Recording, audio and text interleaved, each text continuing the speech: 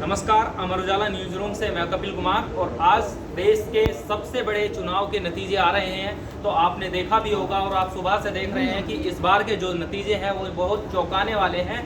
हम बात करेंगे यूपी की, तो यूपी ने भी इस बार बड़ा चौंकाया है।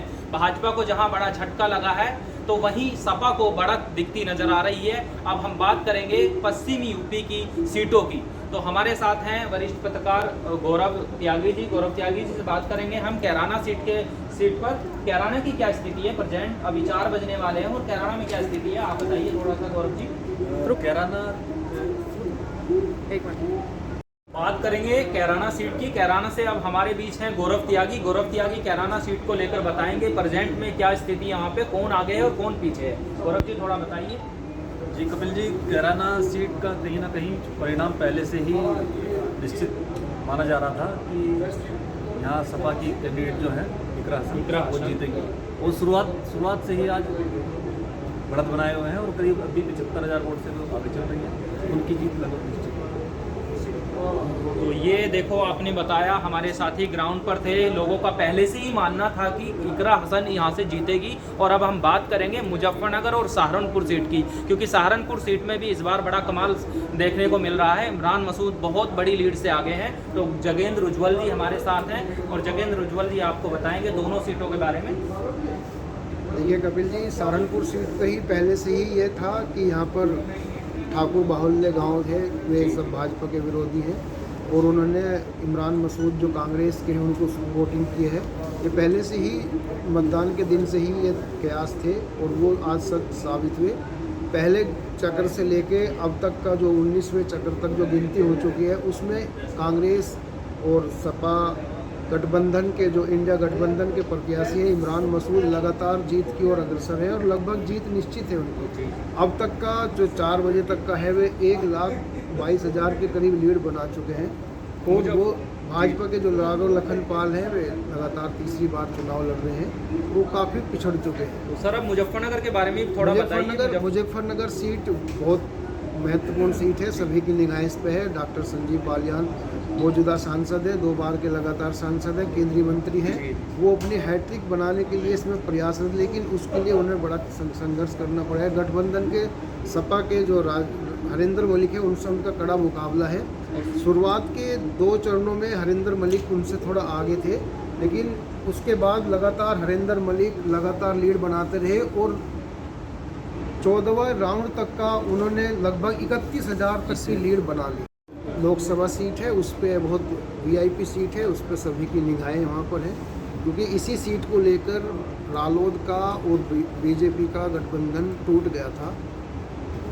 सपा से गठबंधन उनका टूट के बीजेपी से उनका गठबंधन हुआ था रालोद के लिए, और सपा ने यहाँ से हरिंदर मलिक को टिकट दिया था। तो हरिंदर मलिक और डॉक्टर संजीव बालियान में कड़ा मुकाबला है।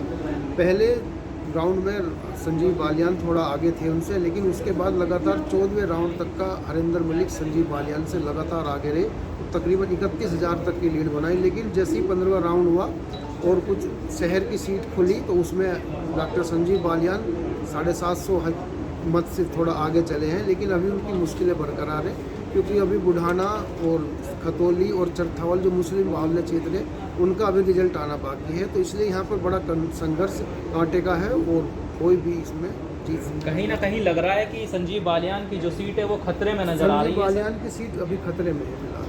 ठीक है, धन्यवाद सर।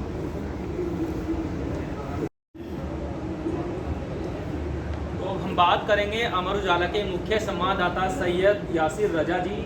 यासिर जी आपको बताएंगे पूरे वेस्ट यूपी का क्या सीन है और वेस्ट यूपी की जो सीटें हैं उनको पूरा अब तक का जो अपडेट है वो यासिर जी आपको पूरा विस्तार से बताएंगे। देखिए कपिल, बात करते हैं अमर उजाला के मुख्य संवाददाता सैयद यासिर रजा जी से। यासिर रजा जी आपको बताएंगे वेस्ट यूपी की सभी सीटों का अभी तक का क्या हाल है। तो यासिर जी थोड़ा सा बताइए। देखिए कपिल, ये पश्चिमी उत्तर प्रदेश में जो 4 मंडल लगते हैं उसमें मुरादाबाद मंडल है, जहाँ की 4 सीटों पर समाजवादी पार्टी ने बढ़त बनाई हुई है। उसमें से 3 समाजवादी पार्टी के पास है और अमरोहा सीट कांग्रेस के पास है। तीनों पे बढ़त बनाई हुई है। कांग्रेस ने जो अमरोहा सीट पे करीब 12,000 की बढ़त बनाई हुई है, बाकी 1 लाख से ऊपर की बढ़त रामपुर, मुरादाबाद और संभल में है। इसी तरह सहारनपुर में इमरान मसूद ने 80,000 से ज़्यादा की बढ़त बना रखी है। कैराना में इकरा हसन ने 72,000 से ज़्यादा की बढ़त बना रखी है। मुकाबला रोचक हो चला है मुजफ्फरनगर का।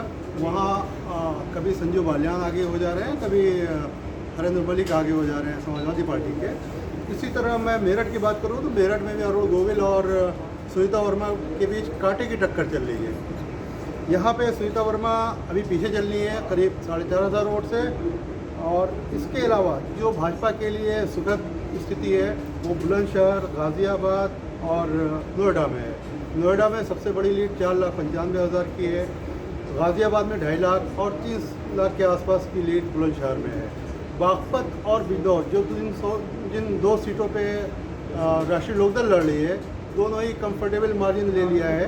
1,20,000 वोट से आगे हैं राजकुमार सागवान और 30 से 32,000 वोट से लगभग चंदन चौहान आगे दिख रहे हैं। इसके अलावा 2 सीटें और बचती हैं, नगीना और बिजनौर।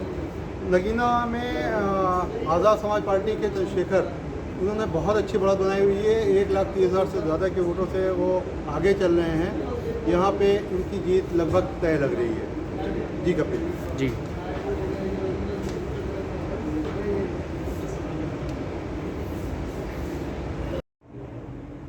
तो अब हमारे साथ हैं अमर उजाला मेरठ यूनिट के संपादक नितिन यादव जी। हम नितिन यादव जी से जानेंगे कि वेस्ट यूपी में जो इस बार जो सीन बन रहा है, भाजपा को झटका लगता दिख रहा है, उस पर सर थोड़ा सा बताएंगे कि जो ये स्थिति बनी है कैसे बनी है सर। वेस्ट यूपी में एक्चुअली भाजपा को झटका जो अभी दिख रहा है, हालांकि थोड़े आंकड़े अभी जो मैंने देखे पिछले कुछ समय में आधे घंटे एक में बदले हैं, पर सहारनपुर गंवाने की लगभग स्थिति है, बड़ा झटका है। महत्वपूर्ण चीज, आप अगर पूरा चुनाव देखें, पहले 2 चरण जिसको वेस्टर्न यूपी से कहेंगे, उसी के बाद पूरे चुनाव का नैरेटिव बदला। विपक्ष को भी उसी के बाद ये हिम्मत और हौसला आया कि वो चुनाव में मजबूती से लड़ सकते हैं। मैंने तो एक जगह ये भी बोला था कि अखिलेश यादव ने संभवतः चुनाव लड़ने का फैसला भी उसके बाद लिया।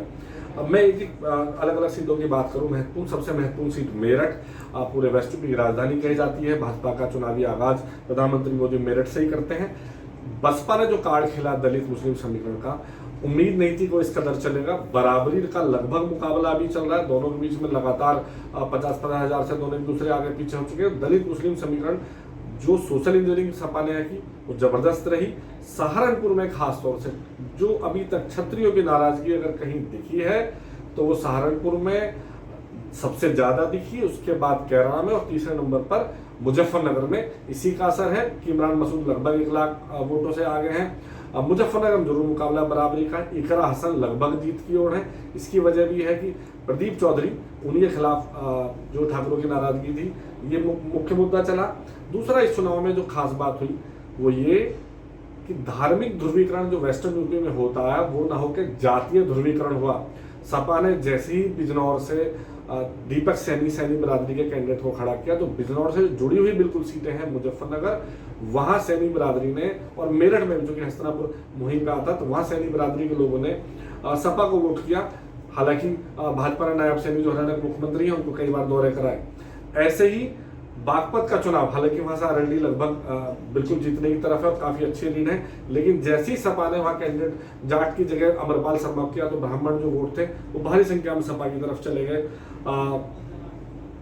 नगीना का चुनाव बड़ा सरप्राइज है। नगीना में हम देखें तो जब चुनाव शुरू हुआ था तो सपा शुरू से लग रहा था कि नंबर 1 पार्टी रहेगी, नंबर 2 पे भाजपा रहेगी और नंबर 3 पे चंद्रशेखर चल जाएंगे। ऐसा भी कहा गया कि जब चंद्रशेखर को सिक्योरिटी दी गई तो संभवतः माना गया कि उनका कद बढ़ा करने के लिए भाजपा ने चुनाव सपा से आसपास से करने के लिए ऐसा किया था, लेकिन चंद्रशेखर जीत गए और पश्चिम की दलित राजनीति का एक बड़ा संदेश है। कुल मिलाकर इस प्रदेश और देश की राजनीति में जो ये सरप्राइज आंकड़े अभी सपा के पक्ष में आ रहे हैं, पश्चिम ने इसकी पटकथा मतदान के दिन लिख दी थी और इसकी बहुत बड़ी वजह दलित मुस्लिम भी और जो सामाजिक शरण पीढ़ी वो चला और ठाकुरों की नाराजगी मेरी नजर में प्रमुख मुद्दे खासतौर से जाट बेल्ट है। इस बात से भी लोग नाराज थे कि अमित शाह जी ने इसको जाटलैंड बोल दिया था। दूसरे लोगों का कहना था कि ये सबका हिस्सा है। दूसरा अग्निवीर, इस क्षेत्र में सेना में लोग बहुत जाते हैं, युवाओं ने इस बार अग्निवीर के विरोध में वोट किया।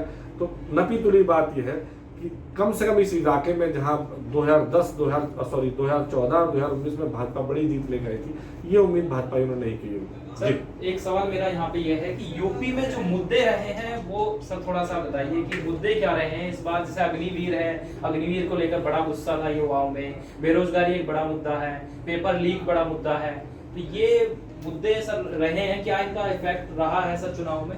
देखिए, ये मुद्दे गौण हो जाते थे जब चुनाव धार्मिक ध्रुवीकरण पे लड़ा जाता था, तो उस वक्त ये सब मुद्दे पहले भी थे। महंगाई पहले ही मुद्दा रही है, रोजगार पहले ही मुद्दा रहा। मोदी जी खुद 2 करोड़ रोजगार की बात कह के लाए थे। लेकिन जब पिछली बार पुलवामा अटैक के बाद राष्ट्रवाद की लहर बही, तो उसके बाद ये मुद्दे गौण हो गए। इस बार चूंकि ना धार्मिक ध्रुवीकरण था, ना राष्ट्रवाद की लहर थी, तो छोटे छोटे मुद्दे लोगों के सामने आए। संजीव बालियान ने एक भाषण में बोल दिया था कि यहाँ तो सिर्फ हमारी बिरादरी, बाकी सब रियाया हैं। रिया मतलब जो कमजोर कौम है उसको बोल के, इसका विरोध लोगों ने किया। सैनी का मैंने आपको बोला कि दीपक सैनी को एक सैनी टिकट भर देने से मरवा से लेकर तमाम 4-5 सीटों पर फर्क पड़ गया। क्योंकि कांग्रेस ने खुल के बोला कि अग्निवीर को खत्म कर देंगे, तो जो पश्चिमी उत्तर प्रदेश में आरएलडी के जाने के बाद, दूसरा मुझे जो लग रहा है कि आरएलडी का वोटर अपनी सीटों पे तो उतने ढंग से गया, बिजनौर में और बागपत में, पर मुझे लगता है बाकी जगहों पे उतना लाभ नहीं मिला। तो पहला मुद्दा महंगाई भी मुद्दा थी, अग्निवीर मुद्दा थी। छत्रियों की नाराजगी में बार बार इसलिए कह रहा हूँ कि ये बेशक छोटा हिस्सा हो, लेकिन उसने एक टेम्पो सेट किया पहले 2 चरणों का। अगर हम देखेंगे जो बाद में चुनाव के बयान बदले, मंगलसूत्र आया, मुस्लिम आरक्षण आया, वो सब पहले 2 चरणों के बाद ही बदले, और लगा कि ये कड़ा मुकाबला हुआ। तो ये जो अलग अलग सोशल इंजीनियरिंग अखिलेश यादव की, देखिए अब हम अखिलेश को क्रेडिट दे सकते हैं, लेकिन वो जगह है जहां हम रोज लिख रहे थे अखिलेश ने मेरठ में 3 बार टिकट बदले, बागपत में 3 बार टिकट बदले, बिजनौर में टिकट बदला। लग रहा था हो क्या रहा है, उनके पास कुछ है नहीं। लेकिन अचानक जब सफलता आती है तो फिर सारे फैसले सही साबित हो जाते हैं। अब वही फैसले सही साबित होते दिख रहे हैं। हो सकता है चुनावी आंकड़े बदल जाए, एक आध सीट ऊपर नीचे हो जाए, लेकिन पश्चिम ने खासतौर से जो यूपी के मुद्दे थे वो पश्चिम ने पहले 2 चरणों में सेट कर दिए थे। सर आपने ये नगीना की बात करी, नगीना में बड़े दिलचस्प आंकड़े सामने आए हैं। इस सीट को सर जैसे आसपा ने एक ही सीट पे चुनाव लड़ा है, वही सीट जीत ली है, तो इसे सर बसपा को कैसे देखते हैं? सर बसपा 19 में 10 सीटें जीती थी और वो 0 पे आती दिख रही है, और कहाँ उसके सामने जो एक दलित नेता है चंद्रशेखर, वो एक ही सीट पे लड़े और एक ही सीट जीत गए हैं। तो ये मैसेज क्या जाएगा सर? देखिए, बिजनौर की विधान लोकसभा सीट है नगीना, और इसको इस तरह समझना चाहिए कि एक दौर ऐसा रहा, सब शायद मैं इसमें सन में गलत हूँ, 89 का चुनाव, जब मीरा कुमार, रामविलास पासवान और मायावती, आप सोचिए वो चुनाव किस कदर मजबूत रहा होगा जब ये तीनों आमने सामने चुनाव लड़े हों। और मीरा कुमार ऐसे सांसद रह चुकी है, जो हमारे लोकसभा की स्पीकर रही है मीरा कुमार, यानी कि दलित राजनीति का जो सबसे बड़ा केंद्र माना गया। और ये माना गया अगर आपको दलित राजनीति करनी है तो यहाँ से अगर आप जीते तो आप बड़े नाम बनेंगे। इसलिए मैं बार बार कहता हूँ इतने बड़े लोग यहाँ से जीतते रहे। बाद में वो सीट जो है अब बिजनौर से हटके नगीना सुरक्षित सीट हो गई। इसलिए मायावती ने पिछली बार भी नगीना सीट जीती थी। और अगर ये दोनों जिलों का कॉम्बिनेशन देखें, सहारनपुर और बिजनौर, मायावती पहले बिजनौर से चुनाव लड़ती हैं, वहां से लोकसभा चुनाव हार जाती है, फिर बाद में विधानसभा चुनाव के लिए सहारनपुर जाती है, हरौड़ा से वो विधायक बनती है, मुख्यमंत्री बनती है। ऐसे में बसपा का 0 होना, आसपा आजाद समाज पार्टी को 1 सीट आना, ये बड़ा संकेत है प्रदेश की दलित राजनीति का, खासतौर से युवाओं में। कहा यह भी जा रहा है कि जो इमरान मसूद को बड़ी लीड मिली है, इसमें भी आसपा का असर है इमरान की, और जो चंद्रशेखर की नजदीकियां सबको मालूम है।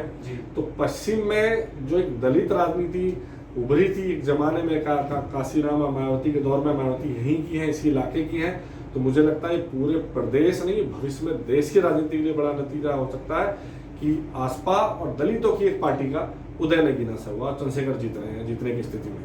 अगर आप ये वीडियो YouTube पर देख रहे हैं तो हमारे चैनल को सब्सक्राइब करें और बेल आइकन को दबाना ना भूलें। अगर आप Facebook पर ये वीडियो देख रहे हैं तो हमारे पेज को लाइक करें।